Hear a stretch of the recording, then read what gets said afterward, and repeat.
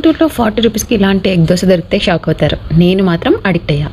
నాకు బెంగళూరులో ఎగ్ దోశ అంటే ఒకే ప్లేస్ మాత్రమే గుర్తొస్తుంది. అదే ఈ సిద్ధార్థ టిఫిన్ సెంటర్. ఇది సీకేబీ లేఅవుట్లో హైదరాబాదీ హండీకి లెఫ్ట్ టర్న్ తీసుకుంటే వచ్చింది.